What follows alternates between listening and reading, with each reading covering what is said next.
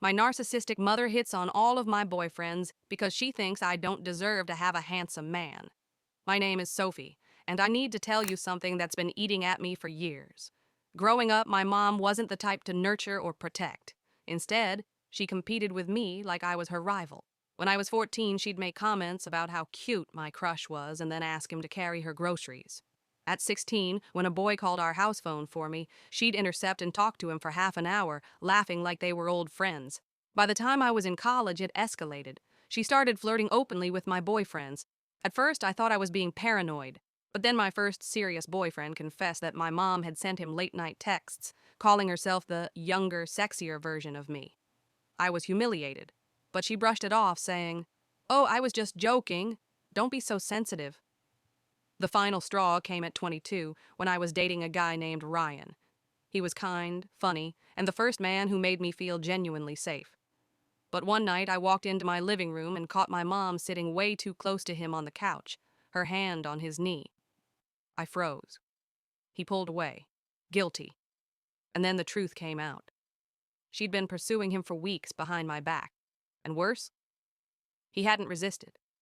My own mother had slept with my boyfriend. That betrayal cut me to the core. It wasn't just about Ryan. It was a lifetime of her treating me like competition instead of a daughter. I cut them both out that night, blocked her number, packed my things, and swore I'd never let her poison my life again. But the story doesn't end there. A year later, my aunt reached out to tell me my mother was bragging about stealing Ryan like it was some kind of trophy. I realized then that she didn't just destroy my relationships, she fed off my pain. That's when I decided no more. I went to therapy, learned about narcissistic abuse, and started to rebuild my confidence from the ground up. And here's the twist. Years later, when I met my now husband, I didn't tell my mom. I didn't invite her to the wedding. I didn't even let her know when I had my daughter. For the first time in my life, I felt free. No comparisons, no sabotage. Just love, real and unconditional. But then came another twist I didn't expect. My mother was diagnosed with early onset Alzheimer's. My family begged me to visit, saying she didn't even remember what she'd done. But here's the thing. I remember. My scars remember. And I chose not to go. Because sometimes forgiveness isn't healing, it's reopening wounds.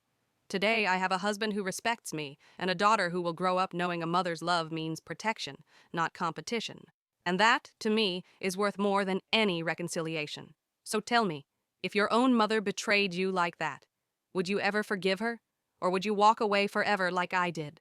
Follow and comment your thoughts.